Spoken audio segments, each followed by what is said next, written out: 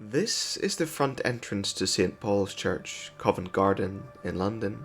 This may appear unusual at first, when arguably the grandest facade is the imposing neoclassical Etruscan-style portico which looms over the sprawling cobbled piazza on the other side.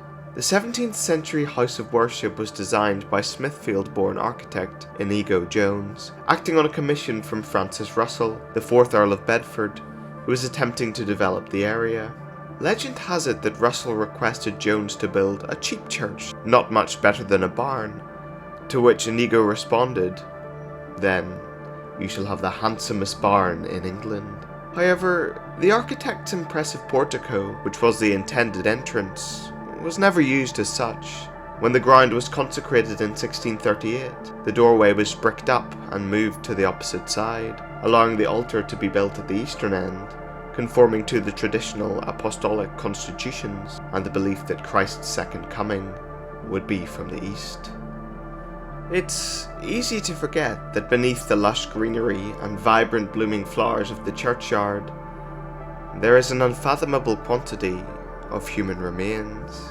Burials here were so numerous that wardens were growing concerned with the rising ground level of the churchyard by the end of the 18th century. With so many people passing away from disease and being buried in close proximity, the situation was out of control. In 1852, an Act of Parliament outlawed the burial of bodies in central London. While the majority of remains were dug up, it was impossible to pinpoint them all. One of those buried in the grounds of St. Paul's Church was the first fatality of the Great Plague within the City of London, Margaret Porteous, who died 12th of April 1665. It's an eerie thought that much of the beautiful garden you stand upon when walking through this courtyard is potentially composed from human remains. However, the most famous ghost story surrounding Covent Garden is not one concerning somebody buried in the churchyard, but rather a thespian. St. Paul's is colloquially referred to as the Actors' Church. The building has a long association with the entertainment industry and historically has held many performances.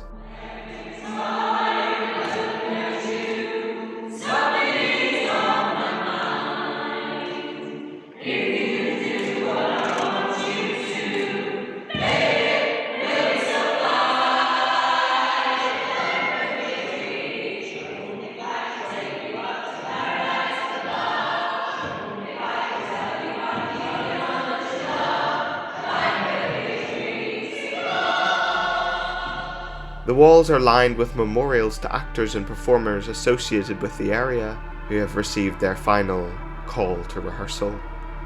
One William Terriss was a popular Victorian actor known for his Shakespearean roles as well as his comedic work. He would likely have frequented St. Paul's on the Piazza, being a local to the area.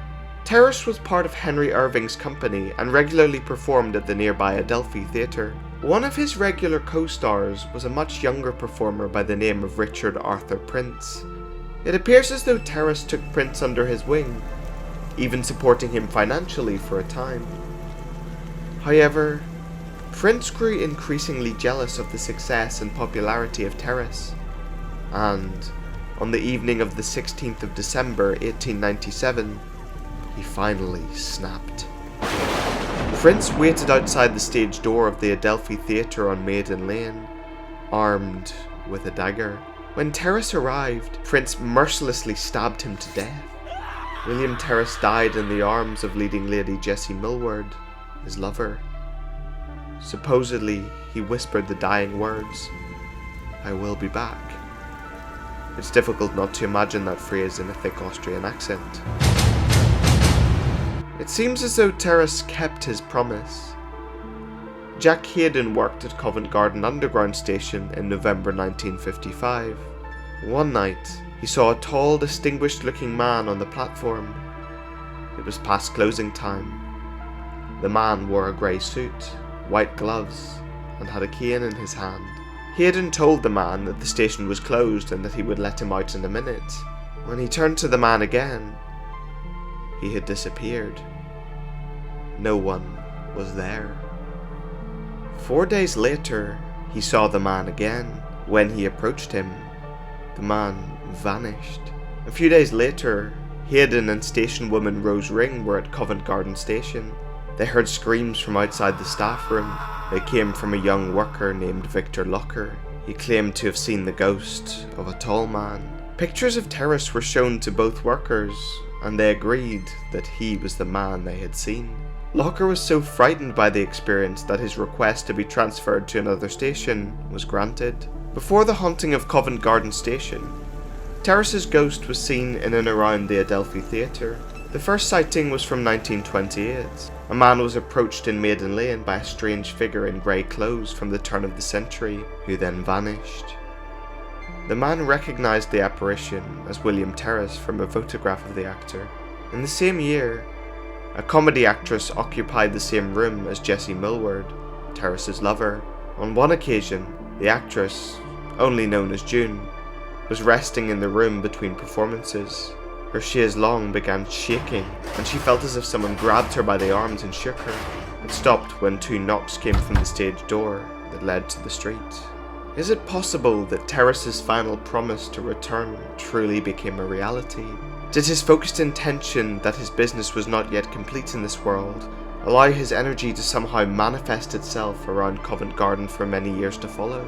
We may now never know, for the last claimed sighting of the actor's ghost was well over 50 years ago. While Covent Garden and the surrounding area will be associated with the entertainment industry for generations to come, perhaps this unfortunate performer is finally at rest.